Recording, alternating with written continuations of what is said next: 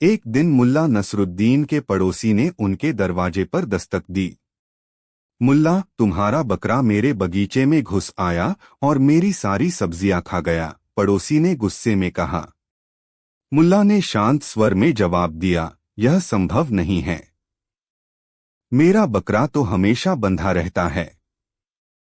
पड़ोसी गुस्से से बोला, मैंने खुद उसे देखा है। वह तुम्हारा ही बकरा था। मुल्ला ने कुछ सोचा और फिर जवाब दिया, अगर ऐसा है तो यह बकरा बहुत समझदार है। वह जानता है कि सबसे स्वादिष्ट सब्जियां कहाँ हैं। पड़ोसी और भड़क गया। समझदार या नहीं, तुम्हें इसका मुआवजा देना होगा। मुल्ला ने मुस्कुराते हुए कहा, ठीक है, लेकिन पहले यह तय कर लेते हैं कि गलती किसकी है। पड़ोसी हैरान होकर बोला, इसमें क्या तय करना है? गलती तुम्हारे बकरे की है। मुल्ला ने चतुराई से कहा, अगर गलती मेरे बकरे की है तो उसे ही माफी मांगने दो। तुम उससे बात कर लो। अगर वह माफी मांग ले तो समस्या हल हो जाएगी। पड़ोसी ने गुस्से में कहा, बकरा माफी कैसे मांगेगा? वह तो बोल ही नहीं सकता। मुल्ला ने गहरी सांस लेते हुए जवाब दिया, तो फिर इसमें मेरी क्या गलती? अगर वह अपनी गलती नहीं मानता तो मैं उसे कैसे दोषी ठहरा सकता हूं? यह सुनकर पड़ोसी चुप हो गया। उसे एहसास हुआ कि मुल्ला ने मजाक मजाक में उसे बहस में हरा दिया। सीख, बुद्धिमानी और हंसी मजाक से किसी भी समस्या को हल किया जा सकता है। कहानी 2। किसी समय की बात है, मुल्ला नसीरुद्दीन अपने छोटे से गांव में रहते थे। उनकी चतुराई और हास्य के किस्से दूर दूर तक मशहूर थे। एक दिन एक बड़े शहर से एक धनी लेकिन मूर्ख सौदागर उनके गांव आया। उसने सुना था कि मुल्ला नसीरुद्दीन बड़े चालाक और हाजिर जवाब व्यक्ति हैं। उसने सोचा कि वह मुल्ला को हराकर अपनी बुद्धिमानी का प्रदर्शन करेगा। सौदागर के पास बड़ी संपत्ति थी, लेकिन वह अहंकारी था। उसने गांव के लोगों के सामने घमंड से कहा, मैं इतना समझदार हूं कि मुझे हराना किसी के बस की बात नहीं। मैं मुल्ला नसीरुद्दीन से भी ज्यादा चतुर हूं। गांव वाले हंस पड़े और बोले, तुम्हें मुल्ला से मिलना चाहिए। वे ही तुम्हारे घमंड को तोड़ सकते हैं। सौदागर ने मुल्ला नसीरुद्दीन को चुनौती देने का निश्चय किया और उनके पास पहुंचा। उसने कहा, मुल्ला, मैंने सुना है कि तुम बड़े चतुर हो।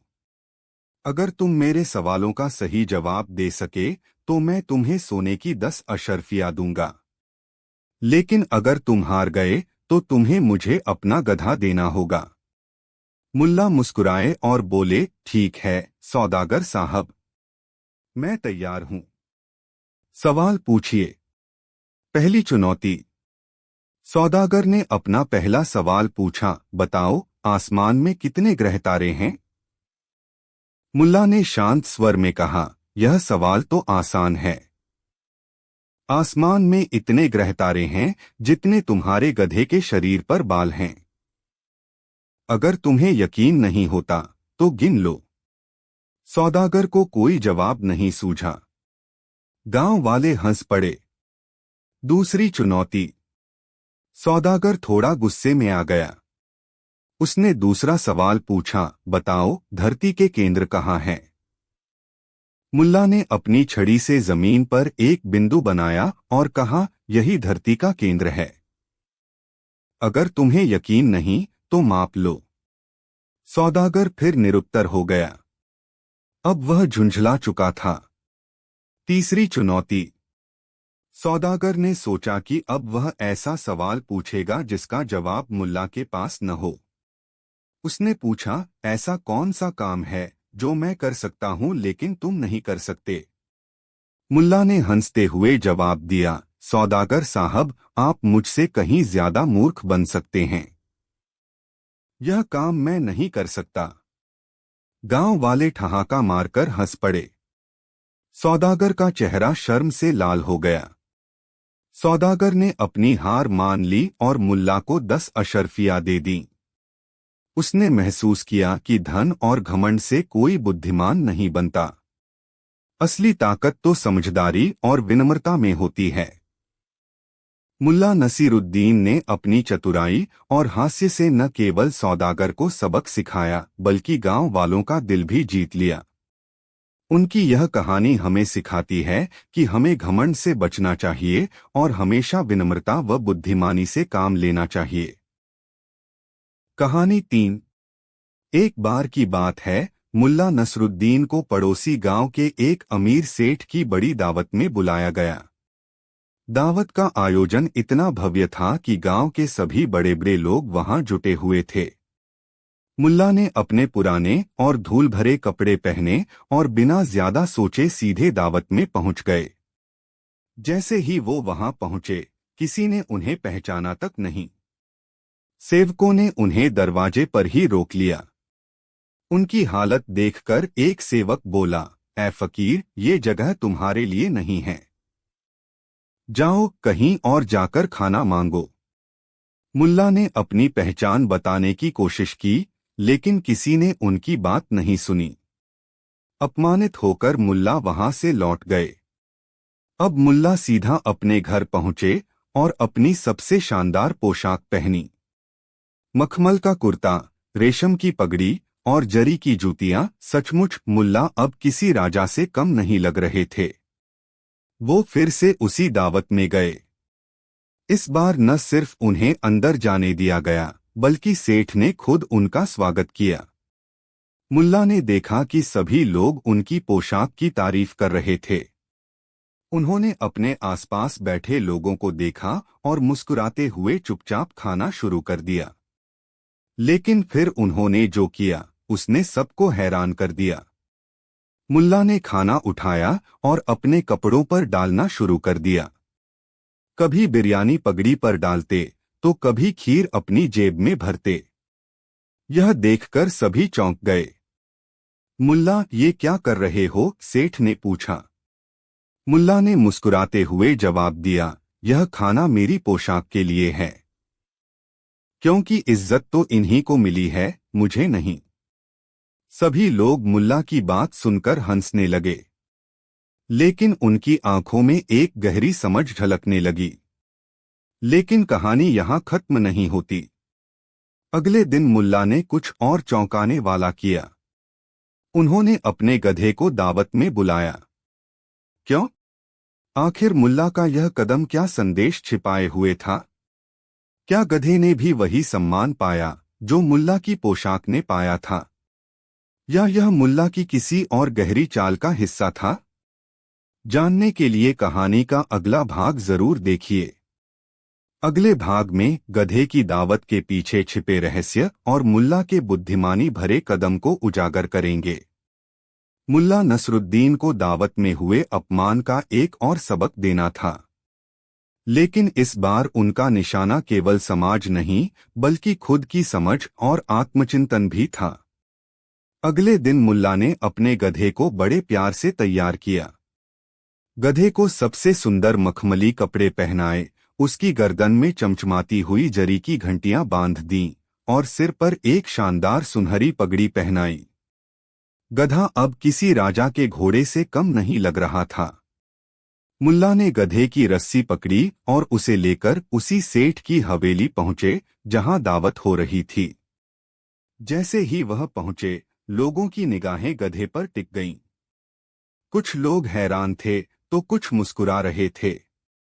सेठ ने मुल्ला को देखा और आश्चर्य से पूछा, मुल्ला, तुम इस गधे को दावत में क्यों लाए हो?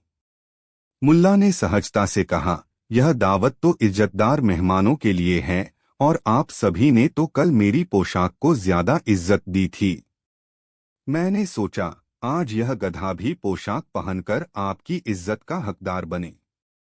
सेठ समेत सभी मेहमान हंसी में फूट पड़े, लेकिन उनकी हंसी ज्यादा देर तक नहीं टिक सकी, क्योंकि अगले ही पल मुल्ला ने ऐसा कुछ कहा जिससे सन्नाटा छा गया। मुल्ला ने गधे की रस्सी कसकर पकड़ी और कहा, सच तो यह है कि हम सभी इस गधे से ज्यादा अलग नहीं हैं। हम दिखावे के कपड़ों और बाहरी सजावट के पीछे अपनी असली पहचान छिपा लेते हैं। लेकिन अगर यह गधा बोल सकता तो शायद हमारी असलियत हमें ही बता देता। लोग सोच में पड़ गए। सेठ ने झेंपते हुए कहा, मुल्ला, तुमने हमें सिखा दिया कि इंसान की असल पहचान उसके कपड़ों या बाहरी रूप से नहीं होती। लेकिन जैसे ही मुल्ला जाने लगे, उन्होंने एक और रहस्यमय वाक्य कहा, पर यह गधा भी समझदार है। इसे भी अपनी इज्जत करनी आती है। और हो सकता है यह मुझसे भी ज्यादा चालाक हो। लोग यह सुनकर चौंक गए। किसी ने पूछा, क्या मतलब मुल्ला? क्या गधा भी कुछ करने वाला है? मुल्ला मुस्कुराए और बोले, कभी कभी खामोश साथी भी बड़े राज छिपा लेते हैं। अगर जानना है कि यह गधा क्या कर सकता है तो अगली बार इसे ध्यान से देखना। तो अब सवाल यह है, क्या गधा वाकई मुल्ला की योजना का हिस्सा था? क्या यह सिर्फ मजाक था या इसके पीछे कोई और रहस्य छिपा है? अगली कहानी में मुल्ला के गधे की अनोखी चाल और एक और बड़ा सबक लेकर आएंगे। मुल्ला नसरुद्दीन का गधा अब पूरे गांव में चर्चा का विषय बन चुका था। जिस तरह मुल्ला उसे सजाकर दावत में ले गए थे, लोगों ने उसकी चालाकी और उसकी सजावट पर खूब बातें की। लेकिन मुल्ला के गधे के साथ अभी एक और अध्याय बाकी था। एक दिन मुल्ला ने अपने गधे को लेकर बाजार का रुख किया। बाजार में हलचल मची थी। सेठ अपने कारोबार में व्यस्त थे, किसान अपनी फसल बेच रहे थे और महिलाएं सौदेबाजी में जुटी थीं। तभी मुल्ला का गधा अचानक बीच बाजार में रुक गया और जोर जोर से रेंकने लगा। लोगों की निगाहें उसकी तरफ मुड़ी। एक सेठ ने झुंझलाते हुए कहा, मुल्ला, इसे यहाँ क्यों लाए हो? यह गधा बाजार का कामकाज क्यों बिगाड़ रहा है? मुल्ला ने शांत स्वर में कहा, सेठ जी, यह गधा आपसे कुछ कहना चाहता है। लोग हंसने लगे। क्या गधा बोलता है? एक युवक ने मजाक उड़ाते हुए कहा। मुल्ला मुस्कुराए और बोले, कभी कभी खामोशी में छिपा ज्ञान भी शोर मचा सकता है। सुनो, यह गधा तुम सभी को कुछ सिखाने आया है। मुल्ला ने गधे की पीठ पर रखा बोरा खोला। उसमें से बहुमूल्य वस्त्र, सोने की चूड़ियां और चांदी के सिक्के निकले। लोग यह देखकर हैरान रह गए। यह सब कैसे? सेठ ने चौंककर पूछा। मुल्ला ने बताया, जब मैंने इसे अच्छे कपड़े पहनाए तो कई लोग इसे पहचान नहीं सके। लोग इसे राजा का घोड़ा समझने लगे और इसकी पूजा करने लगे। मैंने इसका फायदा उठाकर इन अमीरों से दान लिया। गधा खुद कुछ नहीं बोला, लेकिन उसकी पहचान ने सबको मूर्ख बना दिया। लोग हंसी और हैरानी के बीच उलझ गए। तभी मुल्ला ने गधे के सिर पर हाथ फेरते हुए कहा, इस गधे ने साबित कर दिया कि हमारी दुनिया दिखावे पर जीती है। और अगर एक गधा भी ऐसा कर सकता है तो सोचो इंसान कितना चालाक हो सकता है। लेकिन कहानी यहीं खत्म नहीं होती। जैसे ही मुल्ला और उनका गधा बाजार से जाने लगे, एक बूढ़ा व्यक्ति भीड़ से बाहर आया और धीरे से बोला, मुल्ला, तुमने गधे की चालाकी तो दिखा दी, लेकिन इंसानों की असली पहचान कब दिखाओगे? मुल्ला ने गधे की रस्सी कसते हुए कहा, गधा तो अपना काम कर चुका। अगली बार इंसानों की बारी है। लेकिन क्या तुम तैयार हो यह देखने के लिए कि असली गधा कौन है? तो अब सवाल उठता है, मुल्ला किस असली गधे की बात कर रहे थे? और इंसानों की पहचान दिखाने के लिए उनकी अगली योजना क्या थी? अगली कहानी में मुल्ला के इस सवाल का जवाब और समाज को आईना दिखाने वाली उनकी नई चाल सामने आएगी। गधे की दावत और बाजार के बाद मुल्ला की बुद्धिमानी और चतुराई की चर्चा चारों ओर फैल चुकी थी। लोग उनकी हर हरकत पर नजर रख रहे थे, लेकिन मुल्ला अभी भी चुप थे। वह जानते थे कि उनकी अगली चाल न सिर्फ मजेदार होगी, बल्कि समाज को एक गहरी सीख भी देगी। एक दिन मुल्ला ने पूरे गांव को एक बड़े पेड़ के नीचे इकट्ठा होने का न्योता दिया। लोगों में उत्सुकता थी, अब मुल्ला क्या करने वाले हैं। गांव के सभी लोग वहां पहुंचे और मुल्ला अपने गधे के साथ पहले से तैयार खड़े थे। जैसे ही भीड़ जमा हुई, मुल्ला ने कहा, आज मैं आप सबको एक खेल दिखाने वाला हूं। इस खेल का नाम है असली गधा कौन। लोग हंसने लगे, लेकिन उनकी जिज्ञासा भी बढ़ गई। मुल्ला ने गधे के आगे एक बड़ा कटोरा रखा, जिसमें पानी और दाल मिला हुआ था। फिर उन्होंने पास ही एक थाली में रंग बिरंगे लड्डू रख दिए। उन्होंने लोगों से कहा, अब देखो यह गधा क्या चुनता है, पानी और दाल या लड्डू। गधा स्वाभाविक रूप से पानी और दाल की तरफ बढ़ा। भीड़ में ठहाके गूंज उठे। देखा, गधा गधा ही रहेगा। मिठाई छोड़कर सीधे दाल पर चला गया। मुल्ला ने मुस्कुराते हुए कहा, क्या तुम सब भी ऐसा ही सोचते हो? लोगों ने हामी भरी। मुल्ला ने गधे के सिर पर हाथ फेरते हुए कहा, अब मैं तुम्हें कुछ और दिखाऊंगा। उन्होंने भीड़ की तरफ देखा और पूछा, अगर यही खेल तुम लोगों के साथ खेला जाए तो क्या तुम भी वही चीज चुनोगे जो तुम्हारे लिए सही है? लोग चुप हो गए। मुल्ला ने अपनी बात जारी रखी, यह गधा जानता है कि इसे दाल और पानी से ऊर्जा मिलेगी। यह अपनी भूख और जरूरत के हिसाब से सही चुनाव करता है। लेकिन इंसान अक्सर अपनी जरूरत को नजरअंदाज कर दिखावे और शौक के पीछे भागता है। तो अब बताओ, असली गधा कौन हुआ? लोग अवाक रह गए। भीड़ में सन्नाटा छा गया। तभी एक युवक बोला, मुल्ला, क्या आप कहना चाहते हैं कि हम अपनी इच्छाओं के गुलाम हैं? मुल्ला ने गंभीर स्वर में जवाब दिया, गुलामी की बात नहीं, पर समझदारी की है। अगर तुम दिखावे और झूठी चमकदमक के पीछे भागते हो तो गधा भी तुमसे बेहतर साबित होता है। यह कहकर मुल्ला ने गधे की रस्सी पकड़कर उसे जाने दिया। गधा मस्ती से सिर हिलाता हुआ अपने रास्ते पर चला गया।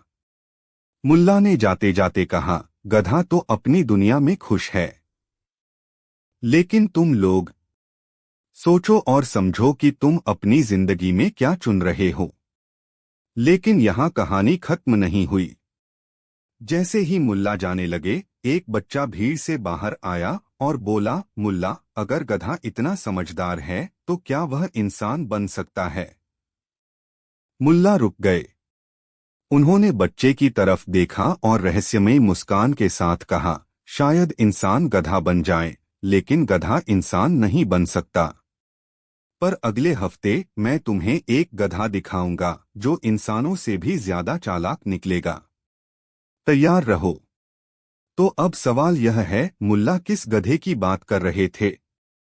क्या यह कोई असली गधा था या उनकी अगली योजना का हिस्सा? अगली कहानी में मुल्ला के इस रहस्यमयी गधे का सच सामने आएगा और एक नई चतुर चाल देखने को मिलेगी। गांव वालों को मुल्ला नसरुद्दीन की अगली योजना का बेसब्री से इंतजार था। सब सोच रहे थे कि वह ऐसा कौन सा गधा लाने वाले हैं जो इंसानों से ज्यादा चालाक हो। लोग दिन गिनते रहे और आखिरकार वह दिन आ ही गया। मुल्ला ने सबको एक बड़े मैदान में बुलाया। उनके साथ वही गधा था जिसे उन्होंने दावत में ले जाया था। लेकिन इस बार गधे पर कोई कपड़ा या सजावट नहीं थी।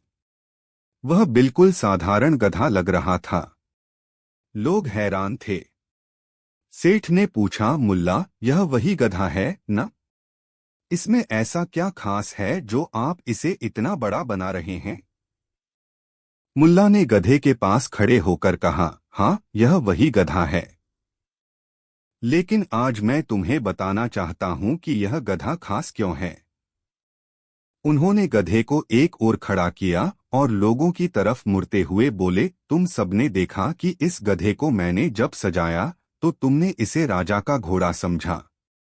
जब इसे बाजार ले गया तो यह तुम सबकी नजरों में मूर्ख था। लेकिन असल में यह गधा अपनी जरूरतें जानता है, अपनी सीमाएं पहचानता है और कभी दिखावे के पीछे नहीं भागता। लोगों में खामोशी छा गई। मुल्ला ने कहा, और तुम सब? तुम कपड़ों, धन दौलत और झूठी इज्जत के पीछे भागते हो। तुम्हें परवाह नहीं कि तुम्हारी असल जरूरत क्या है। तुम्हारे लिए दिखावा ही सब कुछ है। तो असली गधा कौन हुआ, यह जानवर या वह इंसान जो अपनी पहचान खो चुका है? यह सुनकर भीड़ शर्मिंदा हो गई। सेठ ने झुके हुए सिर से कहा, मुल्ला, तुम सही कहते हो। हमने हमेशा बाहरी चीजों को महत्व दिया, लेकिन आज तुमने हमारी आंखें खोल दी। मुल्ला ने मुस्कुराते हुए कहा, जीवन में असली बुद्धिमानी यही है, अपनी असलियत को पहचानना, अपनी जरूरतों को समझना और दिखावे से दूर रहना। अगर तुम यह सीख जाओ तो तुम्हें गधे से सीखने की जरूरत नहीं पड़ेगी। इसके बाद मुल्ला ने गधे की रस्सी खोली और उसे आजाद कर दिया। गधा मस्ती से उछलता कूदता दूर मैदान में चला गया।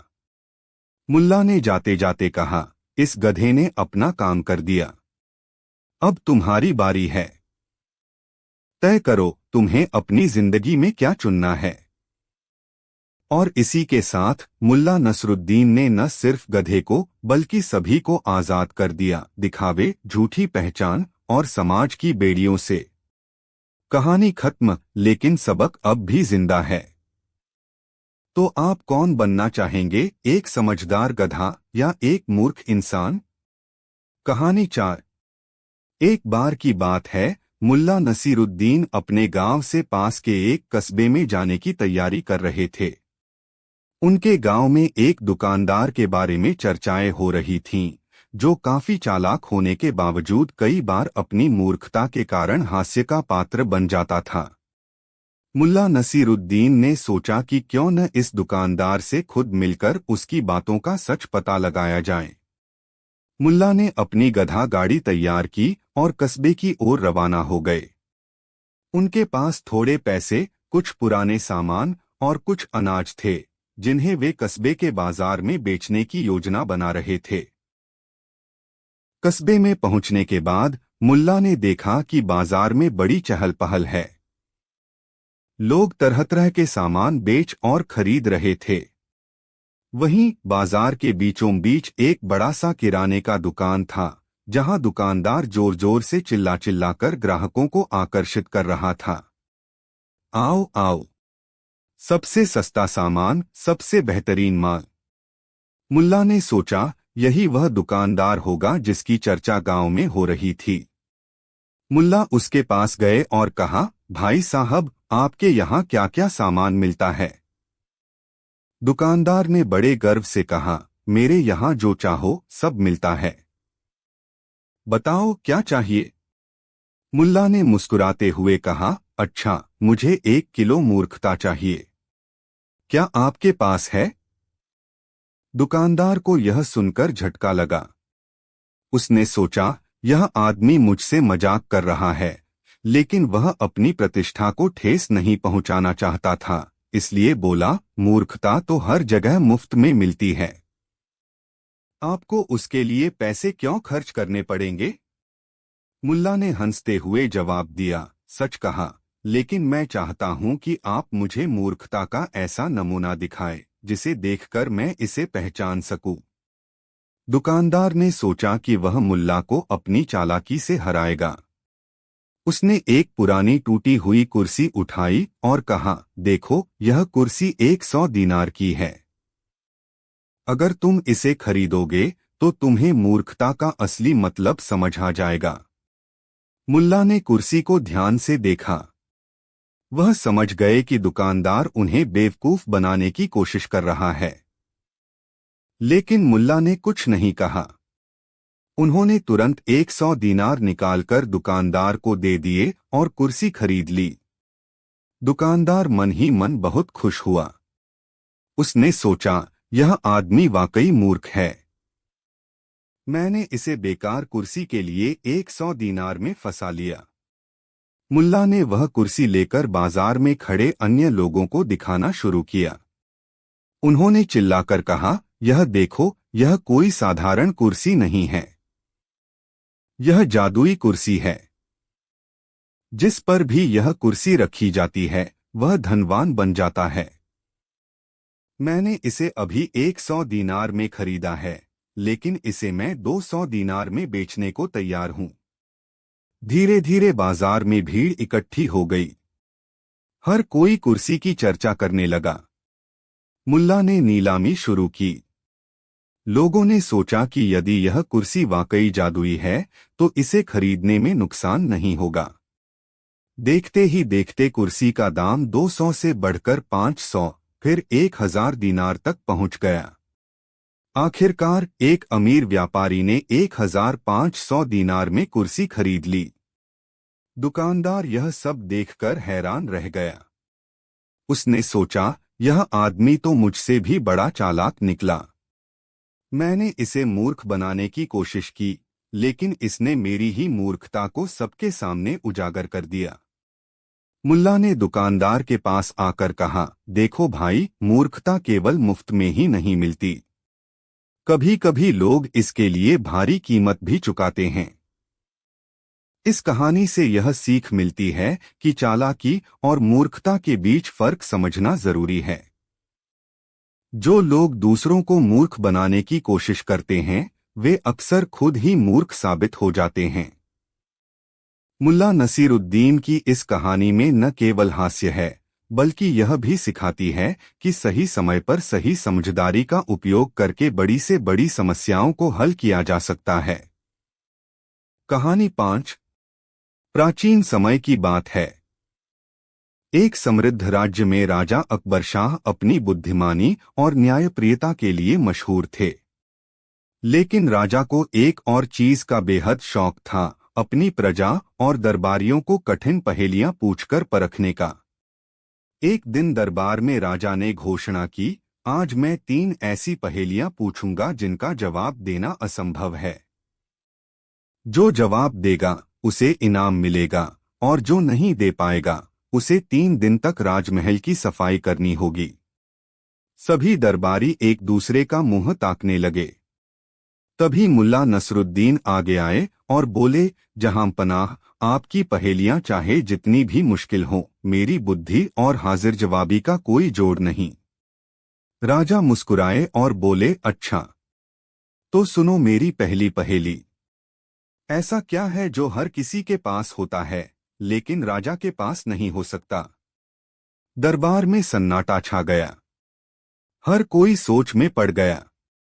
मुल्ला ने अपनी पगड़ी ठीक की, मुस्कुराते हुए बोले, जहां पनाह, इसका जवाब है चिंता। हर कोई किसी न किसी चीज की चिंता करता है, पर राजा को चिंता क्यों हो? उनकी तो सारी चिंताएं उनके मंत्री और प्रजा उठा लेते हैं। राजा हंस पड़े और बोले, बहुत बढ़िया, पर अगली पहेली ज्यादा कठिन है।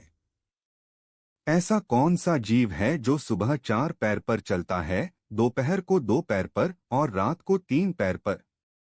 यह सुनकर दरबारी चकरा गए, लेकिन मुल्ला ने झट से जवाब दिया, यह तो इंसान है जहां पनाह। बचपन में वह घुटनों के बल चलता है, जवानी में अपने पैरों पर खड़ा होता है और बुढ़ापे में लाठी का सहारा लेता है।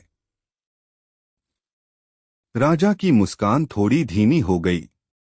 अब उन्होंने गंभीर होकर अपनी आखिरी पहेली पूछी, मुल्ला बताओ, ऐसी कौन सी चीज है जो बिना आवाज किए चलती है पर हर किसी को अपने पीछे खींच लेती है? मुल्ला ने कुछ पल सोचा और बोले, जहां पनाह, इसका जवाब है समय। समय किसी को दिखता नहीं, सुनाई नहीं देता, लेकिन यह सभी को अपने पीछे खींच लेता है। राजा इस जवाब से दंग रह गए। उन्होंने मुल्ला की तारीफ की और बोले, मुल्ला, तुम्हारी बुद्धिमानी अद्भुत है, पर क्या तुम मेरे अगले सवाल का जवाब दे पाओगे? अगर ना दे सके तो तुम्हें मेरी शर्त माननी पड़ेगी। मुल्ला ने आंखें मिचकाईं और कहा, जहां पनाह, सवाल पूछिए, पर ध्यान रहे, मुल्ला नसरुद्दीन के सामने कोई भी सवाल आसान नहीं हो सकता। राजा ने रहस्यमय स्वर में कहा, अगला सवाल इतना पेचीदा होगा कि तुम्हारे हौसले डगमगा जाएंगे। लेकिन सवाल क्या है, यह मैं कल सुबह पूछूंगा। तैयार रहना। क्या राजा का अगला सवाल वाकई इतना कठिन होगा? क्या मुल्ला नसरुद्दीन अपनी हाजिर जवाबी से राजा को फिर मात देंगे? जानने के लिए देखिए अगले भाग में राजा की अनोखी शर्त और मुल्ला की चालाकी। क्या एक बुद्धिमान इंसान भी राजा की चालाक शर्त में फंस सकता है? अगली सुबह राजमहल का दरबार पूरी तरह से भरा हुआ था। हर कोई उत्सुक था कि राजा अकबर शाह आज मुल्ला नसरुद्दीन के सामने कौन सी नई चुनौती पेश करेंगे। मुल्ला नसरुद्दीन हमेशा की तरह आत्मविश्वास से भरे हुए थे। राजा ने अपनी सिंहासन से उठते हुए कहा, मुल्ला, तुमने कल मेरी 3 पहेलियां सुलझा लीं। लेकिन आज मैं तुम्हारे लिए एक शर्त रखता हूं। अगर तुम इसे पूरा कर पाओ तो इनाम तुम्हारा होगा। लेकिन अगर नहीं तो तुम्हें अगले 7 दिन तक दरबार में न आने की सजा मिलेगी।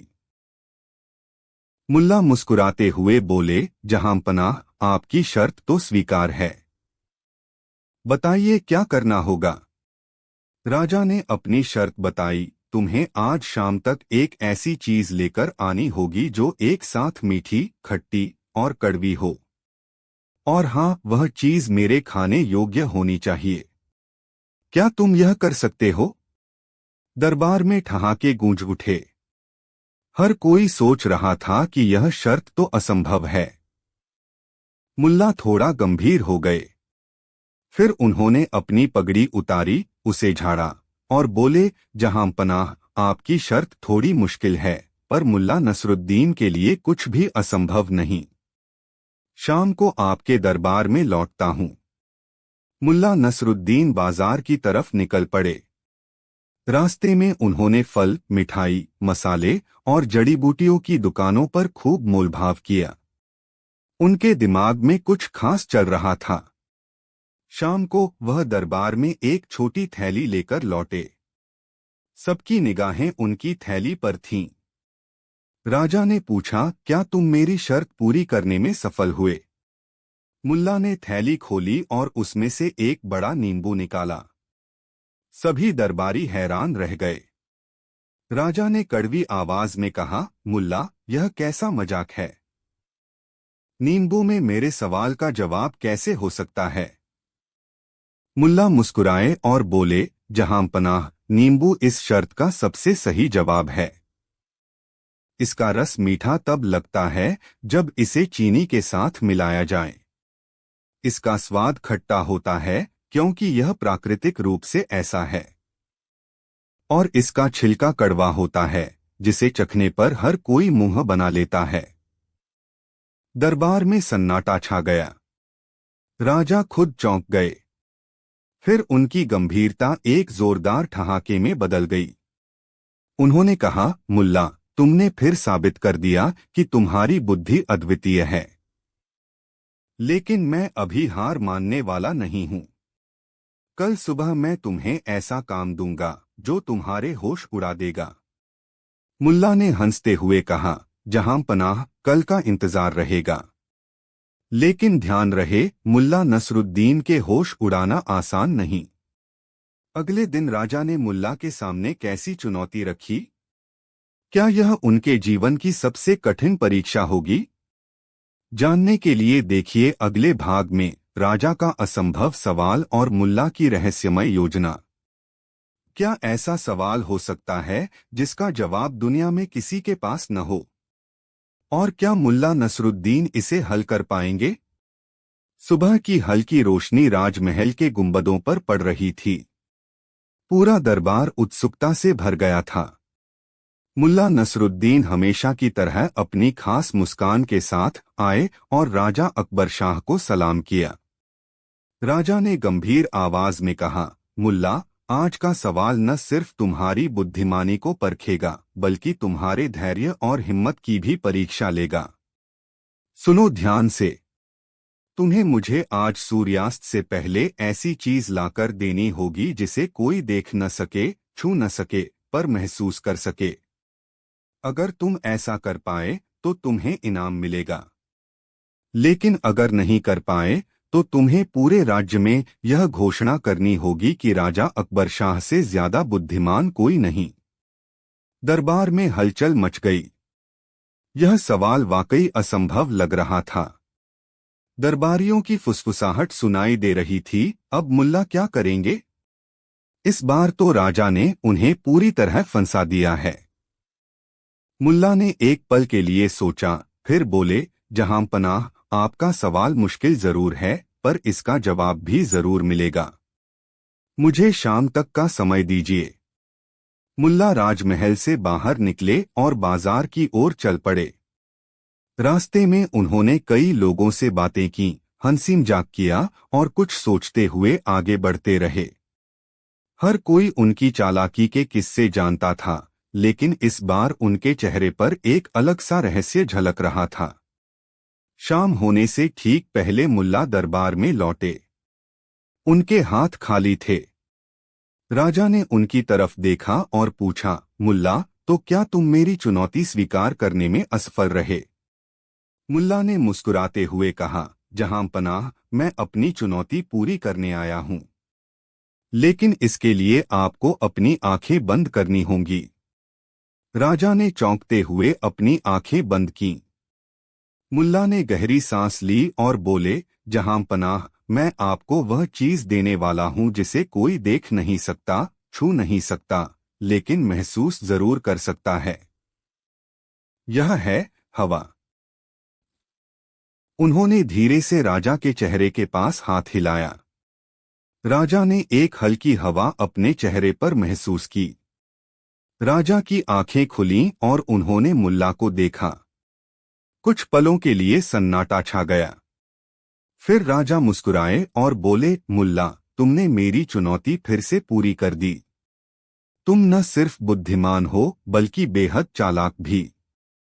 लेकिन अब मैं तुम्हारे लिए एक आखिरी चुनौती रखूंगा, और यह सबसे कठिन होगी। मुल्ला ने उत्सुकता से पूछा, जहां पनाह, वह चुनौती क्या है? राजा ने रहस्यमय स्वर में कहा, वह चुनौती मैं तुम्हें कल सुबह बताऊंगा, और यह ऐसी होगी जिसे हल करने के लिए तुम्हें अपनी जान की बाजी लगानी पड़ेगी। क्या राजा की अगली चुनौती वाकई मुल्ला के लिए जानलेवा होगी? क्या मुल्ला अपनी बुद्धिमानी से इसे भी पार कर पाएंगे? जानने के लिए देखिए अगले भाग में राजा की अंतिम चुनौती और मुल्ला का रहस्यमय समाधान। क्या मुल्ला नसरुद्दीन अपनी जान की बाजी लगाकर भी राजा की अंतिम चुनौती पार कर पाएंगे? अगले दिन सुबह दरबार फिर से गुलजार था। राजा अकबर शाह का चेहरा गंभीर था, जैसे वह एक ऐसा सवाल रखने वाले थे जो किसी के लिए भी हल करना असंभव हो। मुल्ला नसरुद्दीन दरबार में पहुंचे, अपनी वही चिरपरिचित मुस्कान उनके चेहरे पर थी। राजा ने मुल्ला से कहा, मुल्ला, आज मैं तुम्हें एक ऐसी चुनौती दूंगा जो तुम्हारे जीवन के सबसे कठिन फैसले पर आधारित होगी। तुम या तो इसे स्वीकार करोगे और पूरी तरह जीत पाओगे, या फिर तुम्हें अपनी जान की कीमत चुकानी पड़ेगी। मुल्ला ने बिना कोई डर महसूस किए कहा, जहां पनाह, जब तक मेरी बुद्धि और साहस है, तब तक कोई चुनौती मुश्किल नहीं हो सकती। राजा ने गहरी सांस ली और कहा, तो सुनो, तुम्हें मेरी आखिरी चुनौती का सामना करना होगा। तुम्हें मेरे सामने सच्चाई लानी होगी, जो न तो शब्दों में कही जा सकती है, न दिखाई जा सकती है। तुम्हें साबित करना होगा कि तुम सच्चाई जानते हो, लेकिन उस सच्चाई को छुपाना होगा। अगर तुम यह कर पाओ, तो मैं तुम्हें राज्य का सबसे बड़ा इनाम दूंगा। अगर नहीं, तो तुम्हें राजमहल से हमेशा के लिए बाहर कर दिया जाएगा। मुल्ला ने राजा को ध्यान से सुना। फिर उन्होंने एक गहरी मुस्कान के साथ कहा, जहां पनाह, मैं स्वीकार करता हूं आपकी चुनौती, लेकिन सच्चाई को शब्दों से और दिखाने से ज्यादा महत्वपूर्ण है इसे महसूस करना।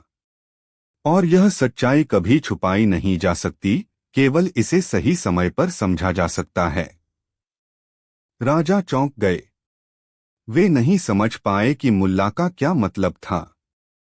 मुल्ला ने अपनी पगड़ी ठीक की और धीमे स्वर में बोले, जहां पनाह, यह सच्चाई आप खुद महसूस कर सकते हैं, क्योंकि सच्चाई हमेशा सामने होती है, लेकिन उसे देखना वही जानता है जो उसे समझने का साहस रखता है। राजा ने चौंकते हुए पूछा, तो क्या तुम कहना चाहते हो कि मैं समझ नहीं पा रहा? मुल्ला ने शांतिपूर्वक कहा, नहीं जहां पनाह, मैं बस यह कहना चाहता हूं कि जो सच्चाई है वही सबसे बड़ी जीत होती है। अगर मैं इसे आपको दिखाऊं तो मैं आपके प्रश्न का सही उत्तर नहीं दे सकता, लेकिन अगर आप इसे महसूस कर पाएंगे तो आप खुद जान पाएंगे कि मुल्ला नसरुद्दीन ने किस तरह से सच्चाई को सामने लाया। राजा कुछ समय तक चुप रहे, फिर एक हल्की मुस्कान उनके चेहरे पर आई। मुल्ला, तुम्हारी बुद्धि और तुम्हारा साहस बेमिसाल है। मुझे अब एहसास हुआ कि सच्चाई कभी दिखाई नहीं जाती, वह महसूस की जाती है। और तुम्हारी इस चतुराई के बाद मैं तुम्हें राज्य का सबसे बड़ा इनाम देना चाहता हूं। तुम मेरे दरबार के सबसे प्रिय सदस्य बन गए हो। दरबार में सभी दरबारी मंत्रमुग्ध हो गए। मुल्ला ने सिर झुकाया और कहा, धन्यवाद जहांपना। यह मेरी जीत नहीं है, बल्कि सच्चाई की जीत है।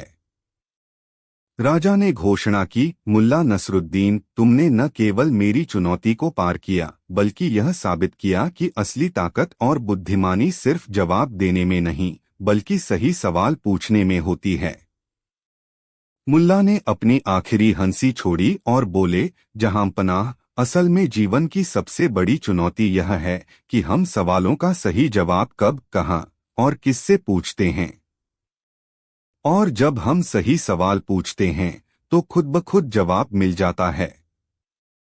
राजा और मुल्ला की यह मित्रता और चतुराई की कहानी हमेशा के लिए दरबार में याद रखी गई। और यही सच्चाई थी कि कभी भी कुछ भी असंभव नहीं था जब तक मुल्ला नसरुद्दीन जैसा चतुर व्यक्ति साथ हो। कहानी 6।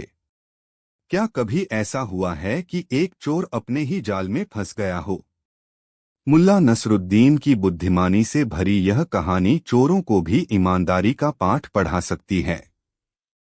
एक रात जब पूरा गांव गहरी नींद में था, एक चोर मुल्ला नसरुद्दीन के घर में घुसने की कोशिश कर रहा था। मुल्ला को खिड़की पर हलचल का एहसास हुआ। वह समझ गए कि कोई चोर उनके घर में घुसने की कोशिश कर रहा है। मुल्ला ने सोचा, अगर मैं इसे सीधे पकड़ने की कोशिश करूंगा तो यह भाग जाएगा। क्यों न इसे सबक सिखाया जाए। मुल्ला ने चुपचाप अपना पुराना चोगा पहना और कमरे के बीचों बीच बैठ गए। उनके हाथ में एक संदूक था। संदूक देखकर चोर के चेहरे पर लालच झलकने लगा। उसने धीरे धीरे खिड़की से आवाज दी, मुल्ला, मैं तुम्हें नुकसान नहीं पहुंचाऊंगा। बस वह संदूक मुझे दे दो। मुल्ला मुस्कुराए और बोले, अरे, मुझे पता है कि तुम चोर हो, लेकिन तुम यहाँ आए हो तो खाली हाथ कैसे जा सकते हो? यह संदूक तुम्हारा ही है। आओ इसे ले जाओ। चोर को मुल्ला की बात पर यकीन नहीं हुआ। वह थोड़ा हिचकिचाया, लेकिन फिर लालच में आकर मुल्ला के पास आ गया। मुल्ला ने उसे संदूक थमाते हुए कहा, सुनो, इस संदूक में मेरे पूरे जीवन की कमाई छिपी है, लेकिन इसे ले जाने के लिए तुम्हें एक काम करना होगा। चोर ने चौंककर पूछा, क्या काम? मुल्ला ने जवाब दिया, यह संदूक बहुत भारी है। अगर तुम इसे नदी तक पहुंचा दो तो मैं तुम्हें इसे हमेशा के लिए दे दूंगा। चोर सोचने लगा कि नदी तक पहुंचने में कोई बुराई नहीं है। संदूक पाने के लालच में उसने हाँ कह दी। रात के अंधेरे में चोर संदूक उठाकर नदी की तरफ चल पड़ा। संदूक वाकई बहुत भारी था। वह पसीने पसीने हो गया, लेकिन लालच में चलते रहा। जब वह नदी के किनारे पहुंचा तो मुल्ला वहां पहले से खड़े मुस्कुरा रहे थे। चोर ने हैरान होकर पूछा, तुम यहाँ कैसे? मुल्ला ने हंसते हुए कहा, मैं तो पहले ही यहाँ था। अब संदूक खोलो और देखो इसमें क्या है। चोर ने हांफते हुए संदूक खोला, लेकिन संदूक खाली था। चोर गुस्से में चिल्लाया, मुल्ला, यह क्या मजाक है?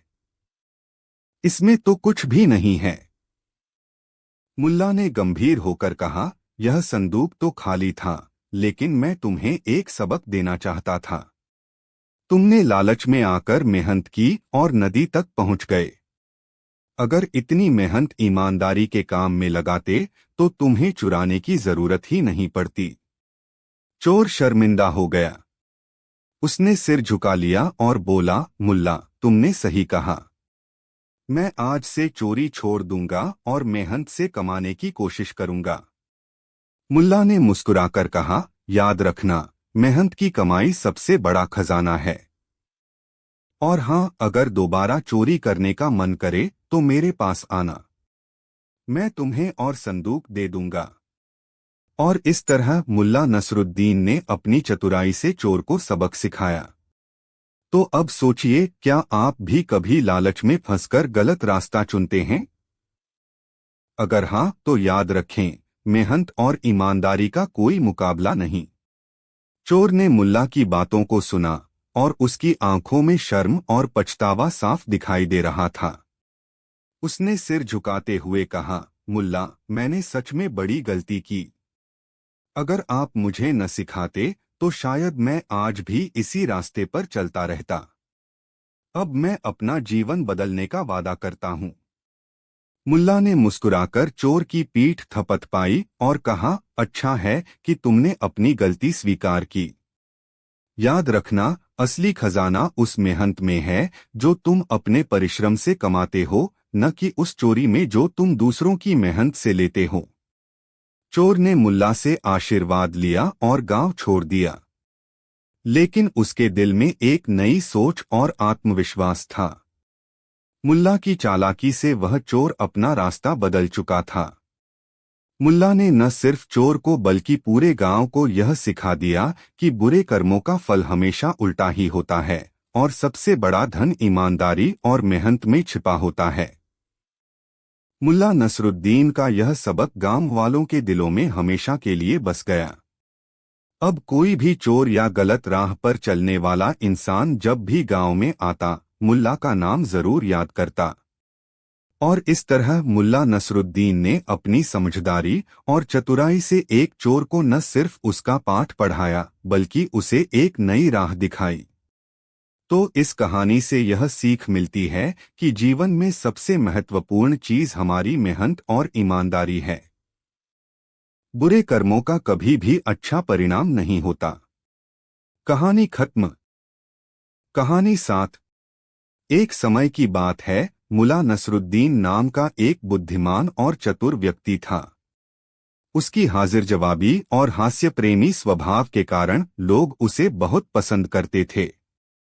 मुल्ला की कहानियां और किस्से दूर दूर तक मशहूर थे। वह न केवल एक दिलचस्प किस्सागो था, बल्कि जीवन के हर पहलू में अपनी चतुराई और व्यावहारिक ज्ञान से समस्याओं का समाधान भी करता था। एक दिन मुल्ला नसरुद्दीन का सामना एक लालची सौदागर से हुआ। यह सौदागर धनी तो था, लेकिन उतना ही स्वार्थी और चालाक भी। वह अपने लाभ के लिए किसी भी हद तक जा सकता था।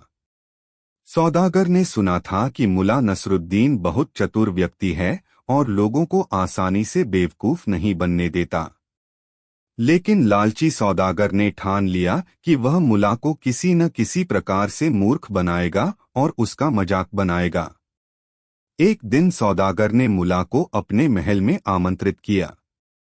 उसने मुल्ला से कहा, मुल्ला, मैं तुम्हारी चतुराई की कहानियां बहुत सुन चुका हूँ, लेकिन क्या तुम अपनी बुद्धिमानी से मेरा मनोरंजन कर सकते हो?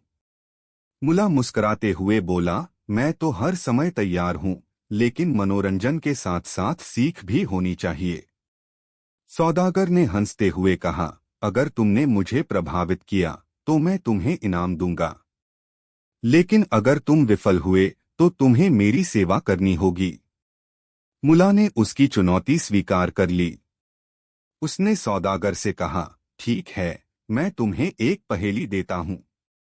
अगर तुमने इसका उत्तर सही दिया तो मैं तुम्हारी सेवा करूंगा। लेकिन अगर तुम विफल हुए तो तुम्हें अपनी लालच छोड़नी होगी और ईमानदारी का जीवन अपनाना होगा। सौदागर ने चुनौती स्वीकार कर ली। मुल्ला ने अपनी पहेली शुरू की। एक आदमी के पास एक बर्तन है जो कभी खाली नहीं होता, चाहे उसमें कितना भी डाला जाए। क्या तुम बता सकते हो कि वह बर्तन क्या है? सौदागर ने बहुत सोचा, लेकिन वह सही उत्तर नहीं दे सका। उसने हार मान ली और मुल्ला से उत्तर पूछा। मुल्ला ने मुस्कराते हुए कहा, वह बर्तन है लालच। लालच एक ऐसा बर्तन है जो कभी नहीं भरता। जितना भी उसमें डालो वह हमेशा और चाहता है। सौदागर को अपनी गलती का एहसास हुआ। उसने महसूस किया कि उसकी लालच ने न केवल उसे स्वार्थी बना दिया था, बल्कि उसने दूसरों के साथ गलत भी किया था। उसने मुल्ला से वादा किया कि वह अब से ईमानदारी से अपना व्यापार करेगा और जरूरतमंदों की मदद करेगा। इस घटना के बाद सौदागर ने अपना व्यवहार बदल लिया। उसने मुल्ला के ज्ञान से प्रेरणा ली और एक दयालु तथा ईमानदार व्यक्ति बन गया। मुल्ला नसरुद्दीन की चतुराई और जीवन के प्रति दृष्टिकोण ने एक बार फिर सिद्ध कर दिया कि सच्चा ज्ञान और समझदारी लोगों को सही रास्ते पर ला सकते हैं। इस तरह मुल्ला नसरुद्दीन ने न केवल सौदागर को एक महत्वपूर्ण सबक सिखाया, बल्कि अपनी बुद्धिमत्ता और हास्य के माध्यम से एक बार फिर साबित किया कि जीवन में सच्ची सफलता ईमानदारी, करुणा और आत्मज्ञान से मिलती है। कहानी 8। पुराने जमाने की बात है, जब शहर का सबसे धनी व्यापारी हर गली मोहल्ले में अपनी दौलत और रसूख का दम भरता फिरता था। उसका नाम था अहमद। वो लोगों को कर्ज देकर ऊंचे ब्याज पर वसूल करता और उनकी मजबूरी का फायदा उठाता। एक दिन मुल्ला नसरुद्दीन को पैसों की जरूरत पड़ी। उन्होंने अहमद से एक सोने की अशर्फियों की थैली उधार ली। अहमद ने कर्ज देने से पहले शर्त रखी, मुल्ला, 3 महीने के भीतर मुझे मेरा पैसा लौटाओ। अगर नहीं लौटाया तो तुम्हें ब्याज सहित दोगुना देना होगा। मुल्ला ने शांति से सिर हिलाया और कहा, ठीक है, पर मेरा एक सवाल है। अगर मैं तुम्हारा पैसा समय पर चुका दूं तो मुझे क्या मिलेगा? अहमद हंसकर बोला, मुल्ला, तुम दुनिया के सबसे भोले इंसान हो। उधार लेने वाला क्या वापस पैसे देने के बाद कुछ मांग सकता है? मुल्ला ने मुस्कुराते हुए कहा, चलिए देखते हैं। अहमद के दरवाजे पर मुल्ला नसरुद्दीन पहुंचे। उनके हाथ में वही सोने की थैली थी। यह लो तुम्हारा उधार चुकता, मुल्ला ने थैली सामने रखते हुए कहा। अहमद ने थैली को खोलकर देखा और उसके चेहरे पर हल्की मुस्कान आई। ठीक है, लेकिन अब ब्याज भी दो। 3 महीने पूरे हो गए हैं। मुल्ला ने ठंडे स्वर में पूछा, ब्याज क्यों? मैंने तो समय पर ही चुका दिया। अहमद ने गुस्से से कहा, क्या तुम मुझे मूर्ख समझते हो? यह रकम तो सिर्फ मूलधन है। ब्याज भी चाहिए, वरना मैं पूरी पंचायत में शिकायत कर दूंगा। मुल्ला ने गहरी सांस लेते हुए कहा, ठीक है, पंचायत बुला लो। मेरे पास भी कहने को कुछ है। पंचायत में पूरा गांव इकट्ठा हो गया। एक तरफ अहमद था, जो अपने पैसे और ब्याज की मांग कर रहा था। दूसरी तरफ मुल्ला नसरुद्दीन, जो शांत और आत्मविश्वासी दिख रहे थे। मुल्ला ने पंचायत से कहा, अहमद का पैसा लौटाने में मैंने अपनी एक संपत्ति बेच दी। लेकिन जब मैंने कर्ज लिया था तो मेरे पास एक शर्त थी। क्या अहमद ने उस शर्त का जिक्र किया? पंचायत के मुखिया ने हैरानी से पूछा, शर्त? कैसी शर्त? मुल्ला ने मुस्कुराते हुए कहा, मैंने अहमद से कहा था कि अगर मैं समय पर पैसा लौटा दूं तो मुझे एक इनाम चाहिए। अब इनाम देने के बदले यह मुझसे ब्याज मांग रहा है। बताइए, यह सही है या गलत? पंचायत में खुसुर पुसुर शुरू हो गई। अहमद हक्का बक्का रह गया। उसने कभी सोचा भी नहीं था कि मुल्ला ऐसा तर्क देंगे। लेकिन तभी मुल्ला ने अपनी बात बीच में रोक दी और रहस्यमय अंदाज में बोले, लेकिन रुको अहमद, तुम्हें याद है न कि मैंने तुम्हारे साथ एक और समझौता भी किया था। अहमद चौंक कर बोला, कौन सा समझौता?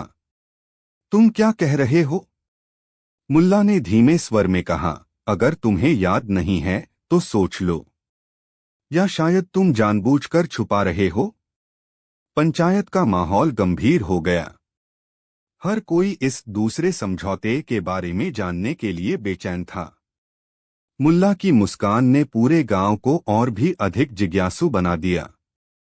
मुल्ला ने हवा में हाथ घुमाते हुए कहा, तो अब क्या पंचायत के सामने सच्चाई बताई जाए या इसे रहस्य ही रहने दिया जाए? अहमद का चेहरा पीला पड़ गया और लोग यह सोचने पर मजबूर हो गए, आखिर ऐसा क्या रहस्य है जो मुल्ला नसरुद्दीन छुपा रहे हैं। अगले भाग में जानिए कौन था सही और क्या था मुल्ला नसरुद्दीन का असली दांव। पिछली पंचायत के बाद पूरे गांव में एक ही चर्चा थी, मुल्ला नसरुद्दीन और व्यापारी अहमद के बीच हुआ दूसरा समझौता क्या था। लोग सोच रहे थे, क्या यह मुल्ला का नया दाव है या अहमद ने सच में कुछ छिपाया है। पंचायत के मुखिया ने अगले दिन फिर से सभा बुलाई। इस बार मुल्ला और अहमद के साथ गांव का हर व्यक्ति सच जानने को उत्सुक था। मुल्ला नसरुद्दीन ने सभा में आते ही एक छोटी सी छोटी संदूक अपने साथ रखी। अहमद को देखकर बोले, क्या तुम्हें याद है यह क्या है? अहमद ने संदूकची को देखते ही सिर हिला दिया। नहीं, मुझे नहीं पता, और नहीं मेरा इससे कोई लेना देना है। मुल्ला ने संदूकची खोलकर दिखाया। उसमें एक पुराना दस्तावेज रखा हुआ था। मुल्ला ने पंचायत को संबोधित करते हुए कहा, यह दस्तावेज इस बात का सबूत है कि जब मैंने अहमद से कर्ज लिया था तब मैंने इसे गिरवी रखा था। गिरवी रखने की बात सुनकर अहमद चौंक गया। उसने झट से कहा, यह झूठ है, तुमने ऐसा कुछ भी गिरवी नहीं रखा था। मुल्ला मुस्कुराते हुए बोले, तो इसका मतलब यह है कि तुम्हें याद नहीं। अच्छा, कोई बात नहीं, मैं खुद पंचायत के सामने इसे पढ़कर बता देता हूं। मुल्ला ने दस्तावेज खोलकर पढ़ना शुरू किया। मैं अहमद यह स्वीकार करता हूं कि अगर मुल्ला नसरुद्दीन ने मेरा पैसा समय पर लौटा दिया तो मैं उसे अपनी दुकान का एक दिन का मुनाफा इनाम के तौर पर दूंगा। यह सुनते ही पंचायत में सन्नाटा छा गया। अहमद की हालत खराब हो गई। उसने गुस्से से कहा, यह दस्तावेज फर्जी है, मैंने कभी ऐसा कुछ लिखा ही नहीं। मुल्ला ने शांति से कहा, अगर यह फर्जी है तो फिर इसे क्यों गिरवी रखूंगा? और अगर गिरवी नहीं रखा था तो तुम इसे अपने पास क्यों नहीं रखे हुए हो? गांव के मुखिया ने दस्तावेज को ध्यान से देखा। उस पर अहमद की मोहर और हस्ताक्षर थे। मुखिया ने अहमद से कहा, यह तुम्हारे हस्ताक्षर ही हैं। अब तुम क्या कहना चाहते हो? अहमद को चुप देखकर मुल्ला बोले, देखिए, मैं यहाँ किसी को नीचा दिखाने नहीं आया हूँ। मैं सिर्फ यह चाहता हूँ कि हर इंसान ईमानदारी से पेश आए। और अगर यह बात सही है तो अहमद को अपनी बात का सम्मान करना चाहिए। पंचायत ने अहमद को एक दिन की मोहलत दी। अहमद ने तय किया कि वह मुल्ला को सबक सिखाएगा। उस रात उसने चुपके से मुल्ला के घर पर जाकर संदूकची की एक नकल बनाई और असली दस्तावेज बदल दिया। अगले दिन पंचायत में अहमद ने दस्तावेज पेश किया। इस बार दस्तावेज में लिखा था, मैं मुल्ला नसरुद्दीन यह स्वीकार करता हूं कि मैंने अहमद से बिना किसी शर्त के कर्ज लिया था। पंचायत में दस्तावेज को देखकर मुखिया ने कहा, यह तो बिल्कुल अलग है। मुल्ला, अब तुम क्या कहोगे? मुल्ला ने सिर खुजाते हुए हंसकर कहा, तो यह दस्तावेज बदल गया। लेकिन क्या कोई मुझे यह बताएगा कि दस्तावेज बदलने वाला कौन है? गांव वाले आश्चर्यचकित हो गए। अहमद ने घबराते हुए कहा, मुझे नहीं पता। यह दस्तावेज तो सही है। मुल्ला ने अपनी जेब से एक और संदूकची निकाली और कहा, लेकिन यह देखो, इसमें असली दस्तावेज है जिसे मैंने कल रात पंचायत के पास जमा कराया था। पंचायत के मुखिया ने संदूकची खोली। इसमें वही पहला दस्तावेज निकला।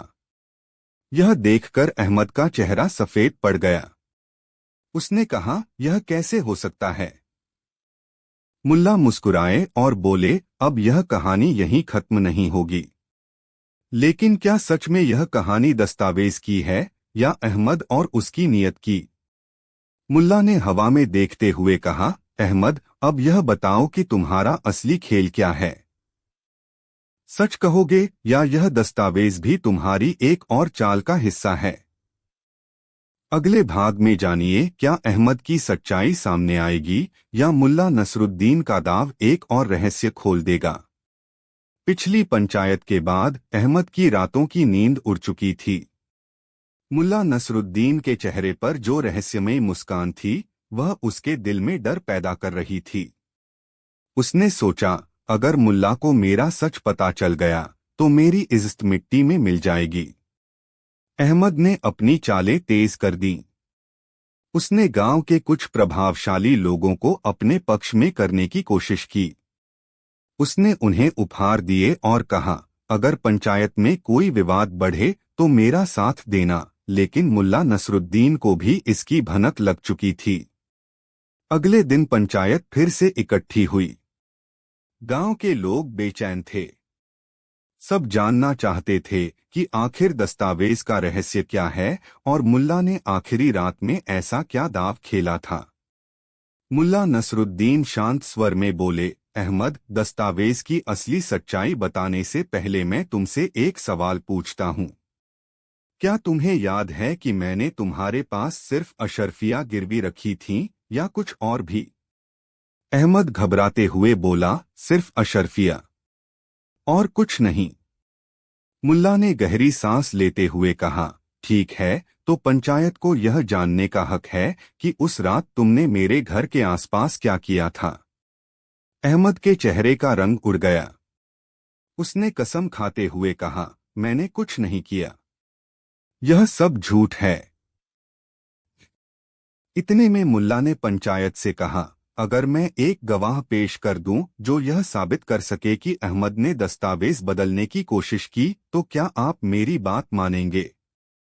पंचायत के मुखिया ने हामी भरी।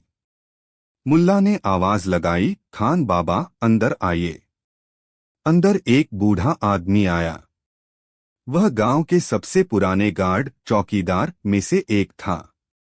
उसने पंचायत को बताया, कल रात मैंने अहमद को मुल्ला के घर के आसपास देखा था। उसके हाथ में एक संदूकची जैसी चीज थी। अहमद ने झट से कहा, यह आदमी झूठ बोल रहा है। मैं वहां नहीं था। मुल्ला मुस्कुराते हुए बोले, ठीक है, गवाह की बात न सही, लेकिन क्या अहमद इस बात का जवाब देगा कि उसके घर की दीवार पर वह दस्तावेज क्यों मिला जो उसने चोरी करने के बाद फाड़ने की कोशिश की थी? यह सुनते ही पंचायत में सनसनी फैल गई। मुखिया ने अहमद की तरफ देखा और पूछा, क्या यह सच है? अहमद कुछ बोल पाता इससे पहले मुल्ला ने दस्तावेज का एक टुकड़ा पंचायत के सामने रखा। यह टुकड़ा वही है जो अहमद ने फाड़ने की कोशिश की, लेकिन सच फाड़ा नहीं जा सकता। पंचायत ने फैसला सुनाया कि अहमद को अपनी गलती माननी चाहिए। लेकिन ठीक उसी समय अहमद जोर से हंसा और बोला, ठीक है मुल्ला, तुमने मुझे यहां हरा दिया, लेकिन मैं तुम्हें एक बात बताना चाहता हूं। क्या तुम्हें पता है कि वह दस्तावेज मेरे लिए इतना महत्वपूर्ण क्यों था? मुल्ला ने चौंक कर पूछा, क्यों? उसमें ऐसा क्या लिखा था? अहमद रहस्यमयी स्वर में बोला, वह सिर्फ तुम्हारे कर्ज की बात नहीं करता। उसमें एक और रहस्य छिपा है जो तुम्हारी जिंदगी बदल सकता है। लेकिन क्या तुम सच में इसे जानना चाहते हो? पंचायत में सन्नाटा छा गया। सबकी निगाहें मुल्ला पर थीं। लेकिन मुल्ला शांत और मुस्कुराते हुए बोले, अगर सच में ऐसा है तो अगली पंचायत में यह रहस्य भी खोल दो। लेकिन याद रखना, जो जाल तुमने बुना है उसमें खुद फंसने का समय अब करीब आ गया है। मुल्ला ने हवा में इशारा करते हुए कहा, क्या अहमद का यह छुपा रहस्य सच है या यह उसकी एक और चाल है? क्या मुझे अपनी जिंदगी का सबसे बड़ा झटका मिलने वाला है? अगले भाग में जानिए अहमद के दस्तावेज का असली रहस्य क्या है और मुल्ला नसरुद्दीन इस नई चुनौती का कैसे सामना करेंगे। पिछली पंचायत के बाद पूरे गांव में चर्चा गर्म थी। अहमद का छुपा हुआ रहस्य क्या है, इसको जानने की उत्सुकता ने सभी को बेचैन कर दिया था। अगली पंचायत के दिन सुबह से ही लोगों की भीड़ जमा होने लगी। मुल्ला नसरुद्दीन शांत और आत्मविश्वास से भरे थे, जबकि अहमद ने अपने चेहरे पर रहस्यमयी मुस्कान ओढ़ रखी थी। अहमद ने पंचायत के सामने आते ही दस्तावेज का एक और टुकड़ा पेश किया। उसने कहा, यह रहा वह हिस्सा जो पिछली बार चर्चा में नहीं आया। इसमें लिखा है कि अगर मुल्ला मेरे पास पैसे लौटाने में सफल हो गए तो मैं उन्हें अपनी सबसे कीमती चीज देने के लिए बाध्य हूं। गांव के लोग चौंक गए। पंचायत के मुखिया ने पूछा, यह सबसे कीमती चीज क्या है? अहमद ने मुस्कुराते हुए कहा, मेरी सबसे कीमती चीज है वह दुकान जिससे मैं अपनी सारी संपत्ति कमाता हूं। लेकिन मैं इसे आसानी से नहीं दूंगा। मुल्ला ने अपनी दाढ़ी पर हाथ फेरते हुए कहा, यह तो सही है कि मैं समय पर कर्ज चुकाकर अपना अधिकार पा चुका हूं। लेकिन अहमद, सच बोलो, क्या तुमने यह शर्त अपनी मर्जी से रखी थी या इसके पीछे भी कोई चाल थी? अहमद ने ठहाका लगाते हुए कहा, यह शर्त मैंने रखी थी, लेकिन इस उम्मीद में कि तुम कभी समय पर पैसे नहीं चुका पाओगे। मुझे लगा था कि ब्याज के बोझ तले तुम दब जाओगे, लेकिन तुमने मेरी उम्मीदों को तोड़ दिया। अब मेरी दुकान तुम्हारी है। मुल्ला ने शांत स्वर में पूछा, तो अब तुम क्या करोगे अहमद? क्या ईमानदारी से यह स्वीकार करोगे कि तुम्हारा लालच तुम्हें ले डूबा या कोई और चाल चलेगा? अहमद गंभीर हो गया और बोला, मुल्ला, मैं तुम्हें हारते हुए देखना चाहता था, लेकिन मुझे अब समझ आ गया है कि तुम्हारी चतुराई और ईमानदारी के सामने मैं कभी नहीं टिक सकता। यह दुकान अब तुम्हारी है, लेकिन मुझे एक आखिरी मौका चाहिए जिससे मैं अपनी गलती सुधार सकूं। मुल्ला ने उसकी आंखों में देखा और कहा, तुम्हें अपनी गलती सुधारने का मौका तभी मिलेगा जब तुम ईमानदारी से अपनी नीयत बदलोगे।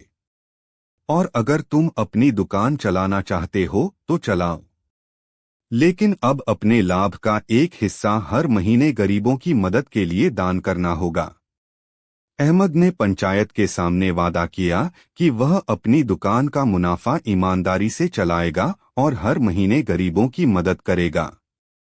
मुल्ला ने दुकान वापस उसे सौंप दी और कहा, धन दौलत का मतलब तब तक नहीं है जब तक उसे सही तरीके से इस्तेमाल न किया जाए।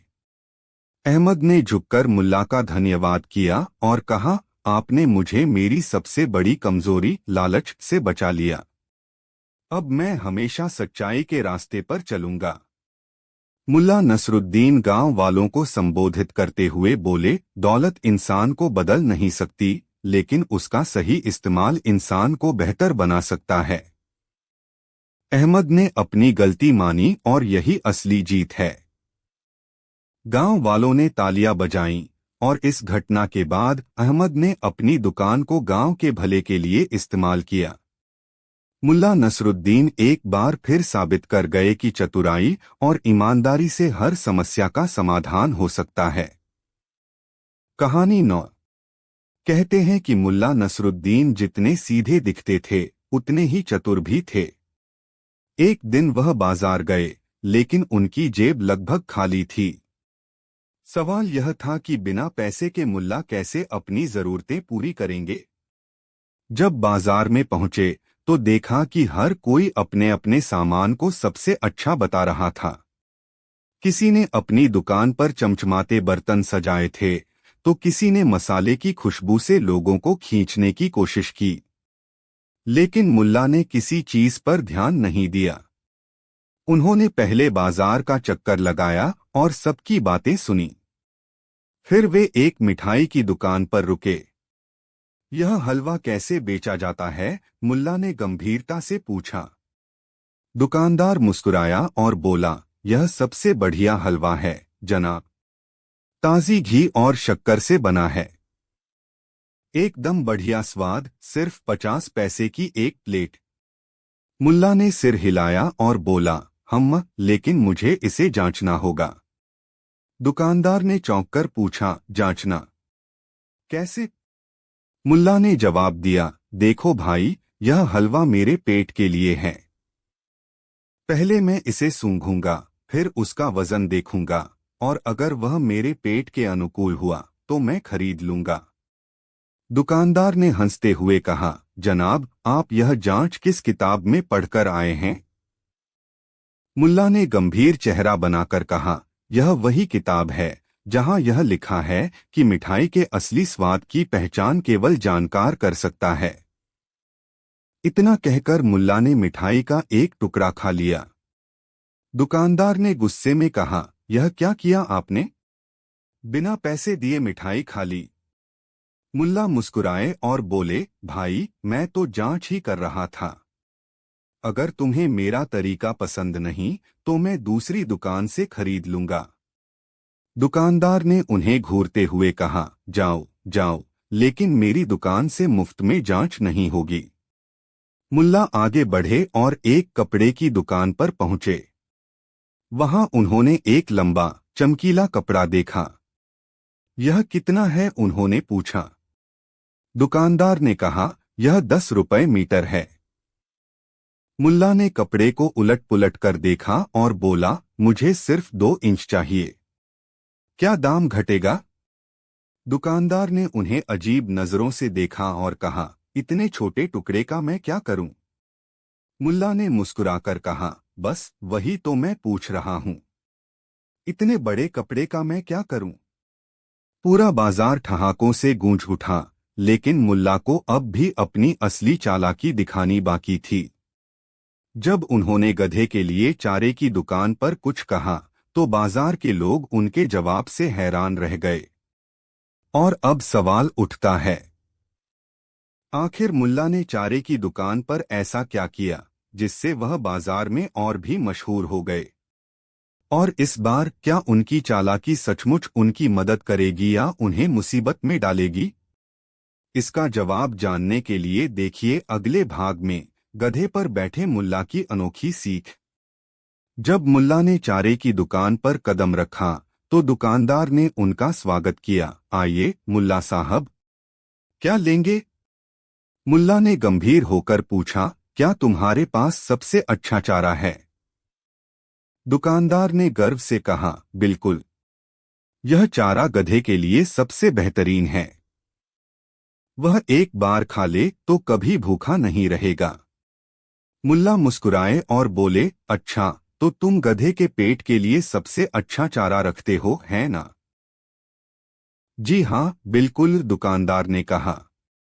तो फिर मुल्ला ने एक पेड़ की छांव में खड़े होकर कहा, मैंने सुना है कि गधे के पेट के लिए जो चारा सबसे अच्छा हो वही इंसान के पेट के लिए भी सबसे अच्छा होता है। दुकानदार हैरान हुआ, यह तो नया तरीका है मुल्ला साहब। मुल्ला ने हंसते हुए कहा, क्या फर्क पड़ता है? तुम बेचने के लिए चारा दिखाते हो, मैं तो खाने के लिए देख रहा हूं। इतना कहकर मुल्ला ने दुकान से चारा लिया और उसे अपनी जेब में डाल लिया। दुकानदार ने एक पल के लिए सोचा कि मुल्ला के पास पैसे नहीं हैं, तो उसने कहा, मुल्ला साहब, पैसे तो दे दो। मुल्ला मुस्कुराए और बोले, पैसे बाद में देंगे, पहले यह देखो कि गधा तुम्हारी दुकान से खरीदी गई चीजें खाता है या नहीं। तब दुकानदार चौंकते हुए बोला, गधा? तुम खुद गधे से भी बड़े हो मुल्ला। मुल्ला ने हंसते हुए कहा, गधा तो मैं नहीं हूं, लेकिन जिस तरह से तुमने इस चारे की तारीफ की है उसी तरह मैं भी इसे आजमा रहा हूँ। लेकिन अगर ये चारा मुझे पसंद आया तो तुम्हें पता चलेगा कि तुमने मेरा फायदा कैसे किया। बाजार में मौजूद लोग अब समझ गए थे कि मुल्ला की चालाकी केवल चारे तक सीमित नहीं थी, बल्कि उन्होंने बाजार के हर व्यापारी को अपनी चतुराई से हरा दिया था। लेकिन सस्पेंस यह था, मुल्ला के जेब में पैसे नहीं थे, फिर उन्होंने चारा क्यों लिया और दुकानदार से पैसे नहीं दिए? क्या यह मुल्ला की नई चाल थी या वह किसी बड़े खेल की तैयारी कर रहे थे? यह सवाल अब भी बाकी था और इसके उत्तर के लिए मुल्ला की अगली चाल का इंतजार था। अगला भाग, मुल्ला का आखिरी जादू। बाजार में एक और मोड़। मुल्ला ने चारे की दुकान से चारा लेकर धीरे धीरे बाजार की भीड़ में कदम रखा। दुकानदार उनका पीछा कर रहा था, सोचते हुए कि मुल्ला ने बिना पैसे दिए चारा क्यों लिया। जब मुल्ला थोड़ी दूर गए तो दुकानदार ने चिल्लाते हुए कहा, मुल्ला साहब, पैसे तो दो। मुल्ला ने मुड़कर दुकानदार की ओर देखा और मुस्कुराते हुए कहा, क्या तुमने नहीं सुना? मैं एक गधा नहीं हूं। दुकानदार हैरान होकर बोला, क्या मतलब? मुझे पता है, मुल्ला ने सिर झुकाते हुए कहा, जो चारा तुमने मुझे दिया है वह गधे के लिए है। लेकिन गधा खुद पैसे नहीं देता। मैं इंसान हूं, इसलिए मैंने तय किया है कि पहले चारा खाऊं फिर पैसे दूं। अगर चारा स्वादिष्ट निकला तो पैसे देना तो बनता है। यह सुनकर दुकानदार चुप हो गया। वह समझ नहीं पाया कि मुल्ला ने उसे कैसे उलझा लिया। लेकिन एक बात तो साफ थी, मुल्ला नसरुद्दीन ने अपनी चालाकी से उसे पूरी तरह हरा दिया था। मुल्ला ने चारे का एक टुकड़ा खाया और दुकानदार से कहा, देखो, स्वाद ठीक है, लेकिन अब पैसे देना बाकी है, और जेब से 50 पैसे निकाले जो उन्होंने पहले के हलवे से बचाए थे। दुकानदार ने यह सोचते हुए पैसे ले लिए कि मुल्ला नसरुद्दीन ने इस पूरे खेल में उसे कितनी आसानी से मात दे दी थी। मुल्ला का तर्क समझने के बाद वह केवल हंसी में हंसा। और फिर मुल्ला ने चुपके से अपना अगला कदम सोचते हुए कहा, अब जब चारा खा लिया है तो गधे को अपनी दुकान से क्या लाभ? दुकानदार सोचने लगा और फिर से कायम रहा। मुल्ला की अगली चाल क्या होगी यह किसी को नहीं पता था, लेकिन हर कोई जानता था कि मुल्ला की हर चाल में कुछ न कुछ छिपा होता है। कहानी यहीं खत्म होती है। क्या मुल्ला ने फिर से बाजार में अपनी चतुराई से सभी को मात दी, या अगले मौके पर कोई और चालाकी का खेल खेलने वाला था? किसी ने कहा है, मुल्ला की चालाकी कभी खत्म नहीं होती, बस एक नई चाल के इंतजार में रहती है।